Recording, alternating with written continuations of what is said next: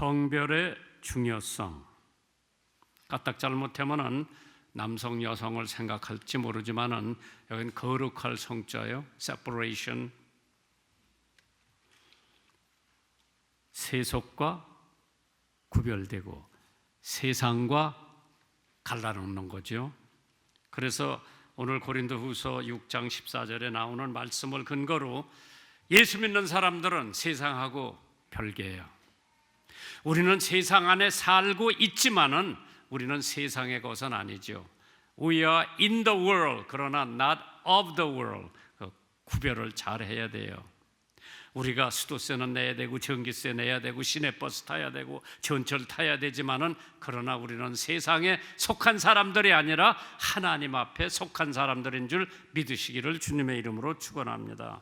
그래서 우리 하나님에 속한 사람들은 어떠한 일을 당하든지 극복할 수 있고 믿음으로 이겨낼 수가 있기 때문에 거기에 그냥 집착돼 가지고 뭐 부모도 안 보이고 자식도 안 보이고 교회도 안 보이고 그냥 집에서 집거하고 있는 사람들, 예수 믿는 사람들 아니에요. 어떠한 어려운 일이 닥친다 하더라도 그걸 이기고 우리는 하나님 앞에 속했기 때문에 예수님께서 말씀하시기를 내가 세상을 이겼기 때문에 너희들도 세상을 이길 수 있다고 말씀하셨기 때문에 우리는 성별의 중요성, the importance of separation. 하나님이 내가 거룩하기 때문에 너희들도 거룩하라고 했죠. 그렇기 때문에 우리의 삶이 거룩한 삶이 연장되기를 주님의 이름으로 축원합니다. 독일의 어느 조각가가 예수님의 초상화를 조각해 볼 마음이 생겨서 시작을 했는데 4년 걸렸대요. 그는 잘 조각을 해놓고 만족해서 주일학교 학생들을 불러서 자기가 조각한 것을 보여주며 너희들 어떻게 생각하느냐 물어보니까 어린 학생들이 이제 그 조각한 사람이 이것이 누구와 같으냐고 물어보니까 학생들은 어떠한 유명한 사람 같아요 라고 대답을 하더랍니다. 그러자 그 조각가는 다시 작업을 시작해서 6년을 거쳐서 예수님의 초상화를 조각한 후에 그 학생들을 다시 불러서 이 조각이 누구 같으냐 물어보니까 어린 학생들이 어린아이가 내게 오는 것을 용납하라 하신 예수님입니다 하고 답변을 하더래요. 그러니까 이제 자기가 6년 동안에 만들어 놓은 작품이 예수님의 작품이라고 애들이 생각을 했기 때문에 성공한 거예요.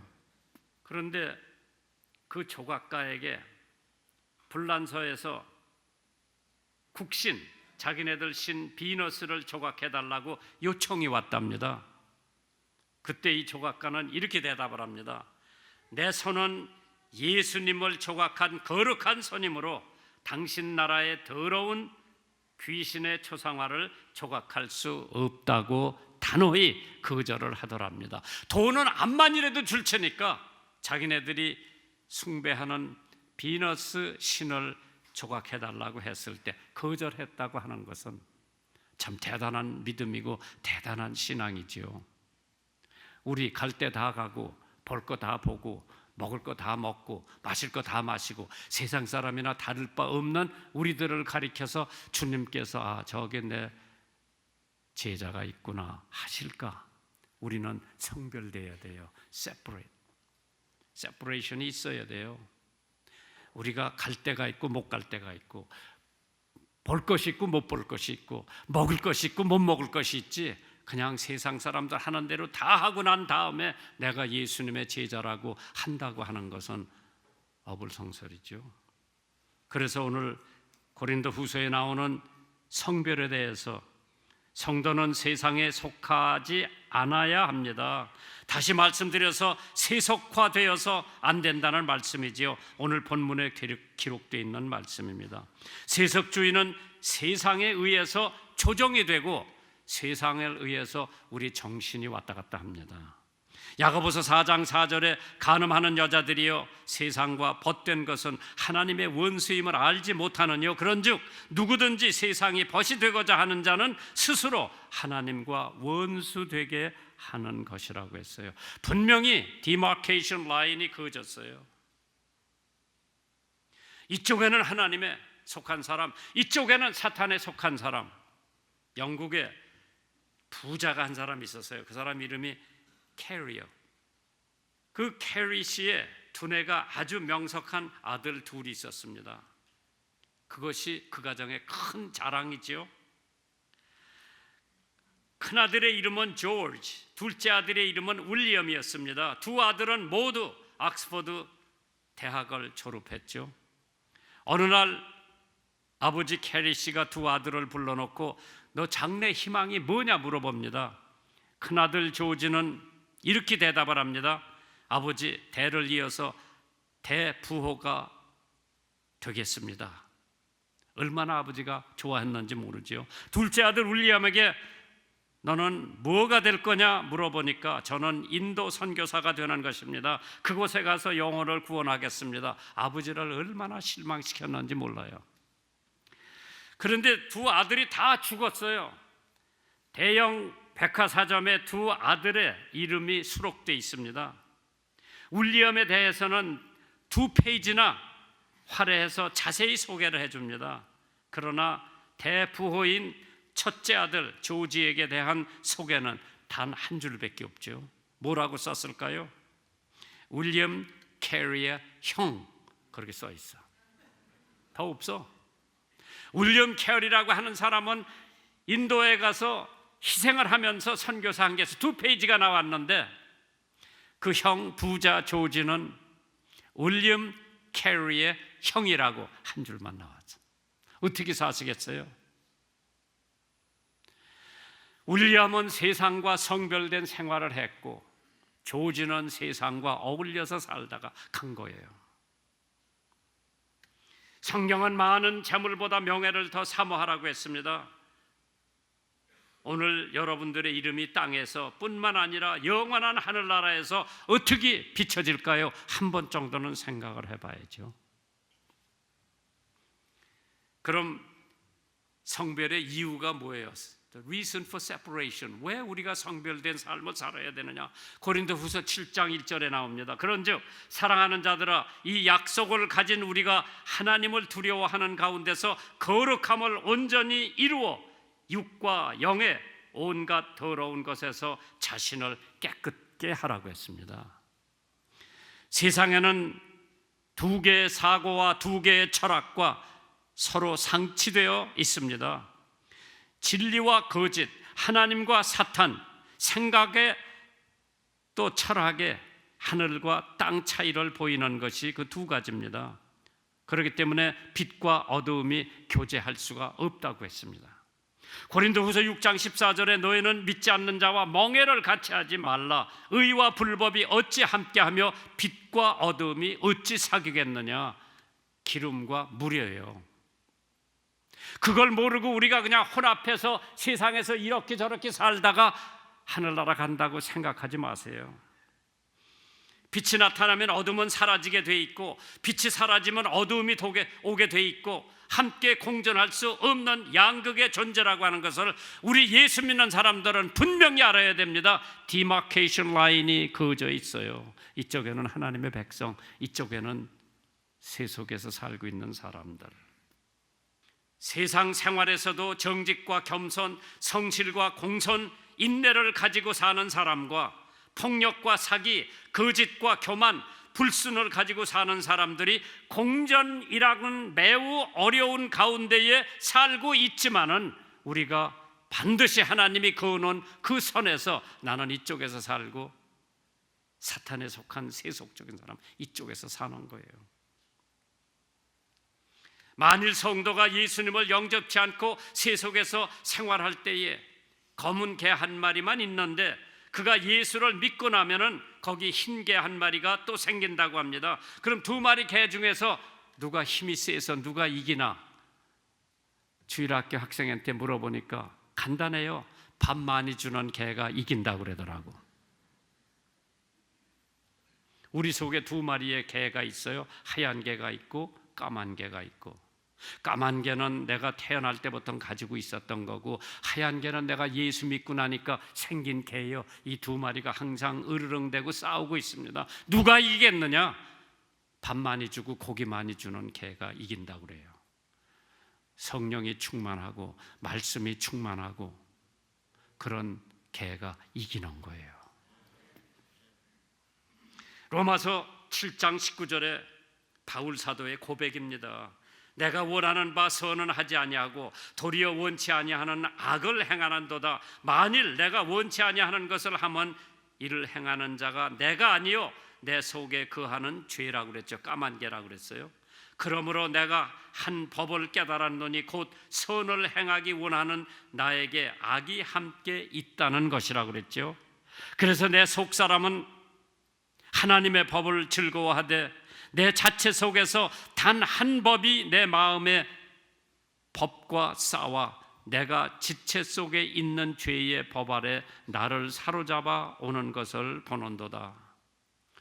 바울 사도의 내막에서도 두 마리의 개가 싸우고 있다는 거죠. 그렇기 때문에 바울이 외치기를 오호라 나는 권고한 사람이로다. 이 사망의 몸에서 누가 나를 건져내랴. 우리 주 예수 그리스도로 말미암아 하나님께 감사하노라. 그런즉 내 자신이 마음으로는 하나님의 법을, 육신으로서는 죄의 법을 섬기노라. 이 바울 사도의 고백입니다.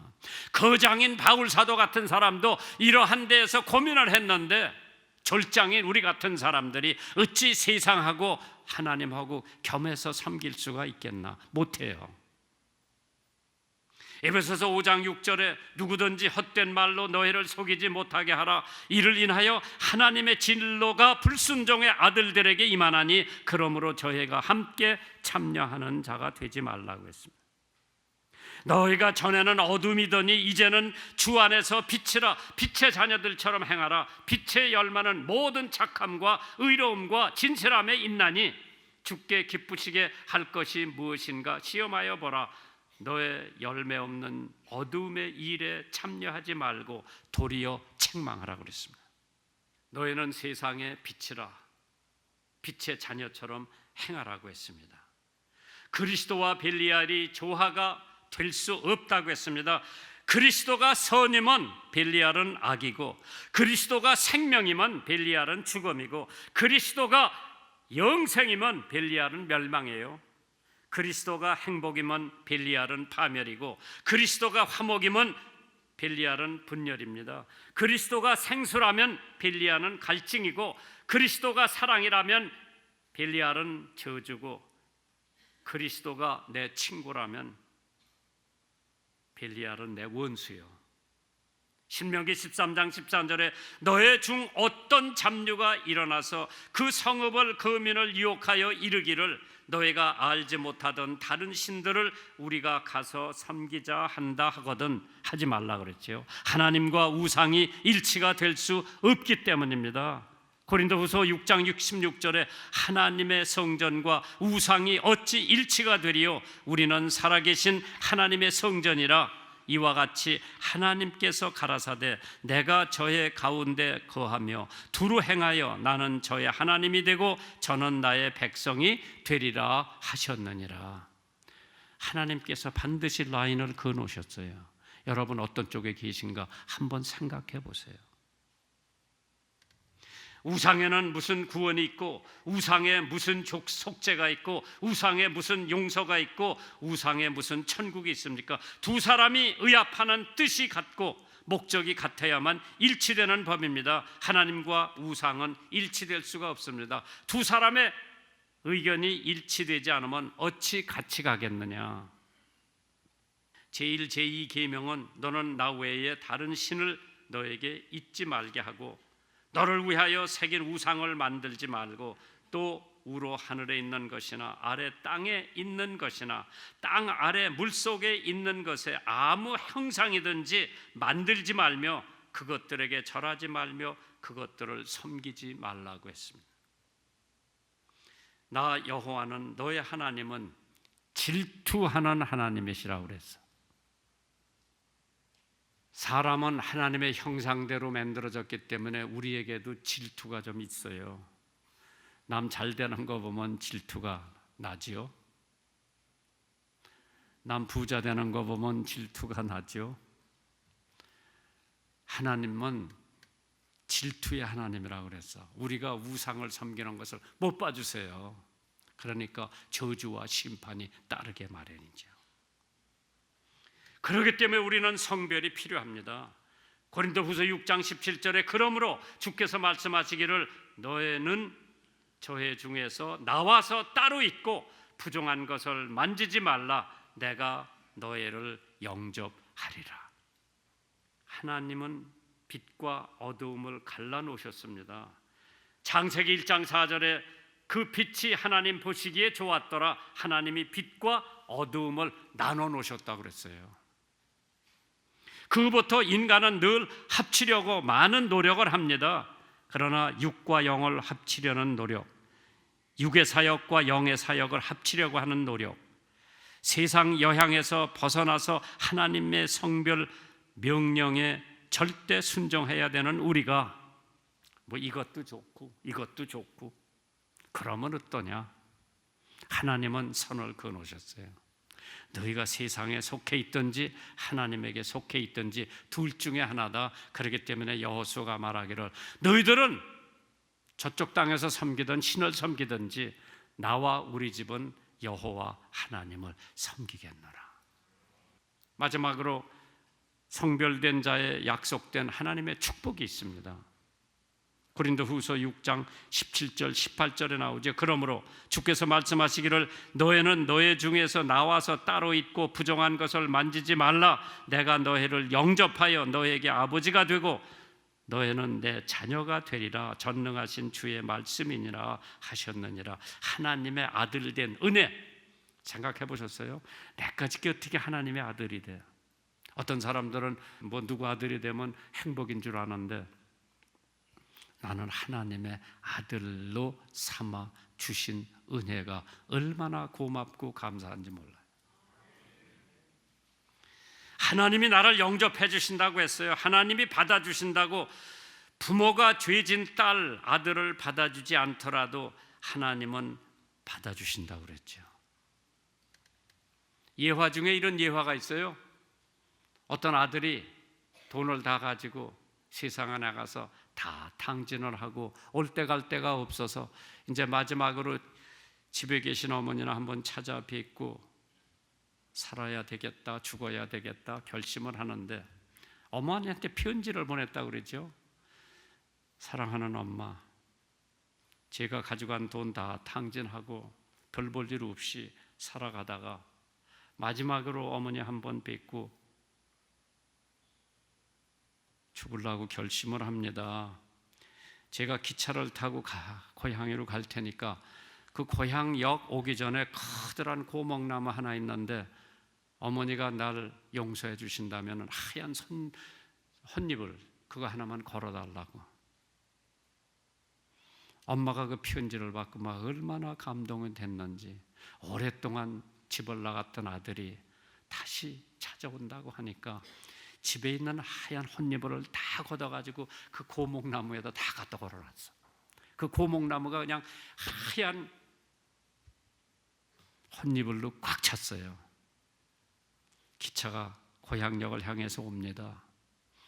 과연 헌잎을이 걸려 있을까 없을까? 얘는 너무나 마음이 괴로운 거예요. 옆에 앉아 있는 사람한테 선생님, 조금 있다 보면 고목나무 하나 있을 겁니다. 거기 헌잎을이 걸려있나 안 걸려있나 그것 좀 나한테 얘기해달라고. 난 차마 유리창 바깥을 볼 수가 없습니다. 머리를 푹 숙이고 기차 가는 대로 몸 흔들고 가는데 고목나무 보니까 가지가지마다 하얀 헌잎을이 걷혀 있어서 이 사람한테 헌잎을 하나가 아니라 고목나무 가지가지마다 흰 헌잎을이 걸려있다고 하니까 이 아이가 비명을 하면서 기차에 내려서 엄마를 만나서 엄마하고 마지막까지 세상을 살았다고 그러죠. 엄마가 죄진 아들도 그렇게 용서해 주기 위해서 흰 헛이불을 고목나무에다 다 달아놨는데 나같이 죄 많은 사람을 하나님께서 아들로 삼아주시고 영접해 주시고 받아주시고 그러한 약속을 하셨죠. 너희에게 아버지가 되고 너희는 내게 자녀가 되리라. 전능하신 주의 말씀이니라. 하나님의 말씀은 어긋남이 없죠. 요한일서 3장 1절에 보라, 아버지께서 어떠한 사랑을 우리에게 주사 하나님의 자녀라 일컬음을 얻게 하셨는고 우리가 그리하도다. 그러므로 세상이 우리를 알지 못함은 하나님을 알지 못하기 때문이라고 했습니다. 성별의 중요성 우리가 알아야 됩니다.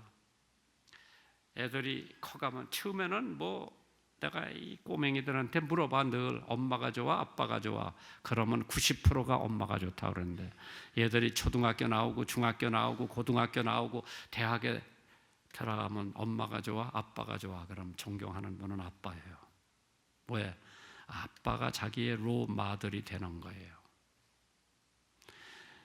6살 먹은 아이가 자기 아버지 회사를 한번 따라가고 싶은 거예요. 근데 너무 어리기 때문에 회사에 회사원들이 방해가 될 테니까 너 7살 되는 생일날 내가 널 데리고 회사에 가겠다. 얘는 7살 될 때를 얼마나 기다렸는지 몰라. 왜? 아빠하고 아빠 회사에 가기 위해서. 7살이 됐어요.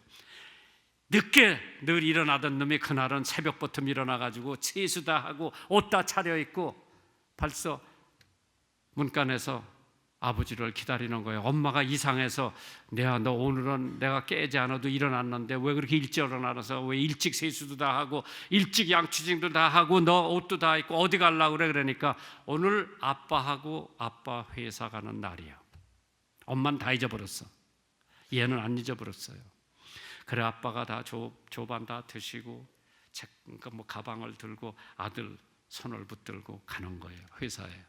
아버지는 거기 벌써 부사장인가 돼가지고 중역이지요.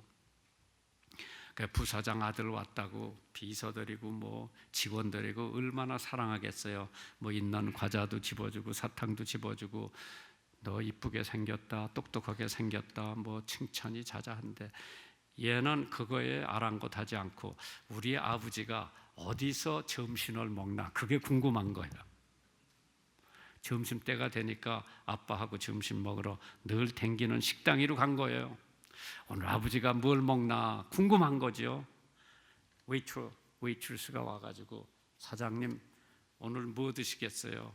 아들이 따라왔으니까 맛있는 거 사주려고 뭐 주문하고 그럼 마실 것은 음료수는 무엇을 드시겠어요? 물어봤어요.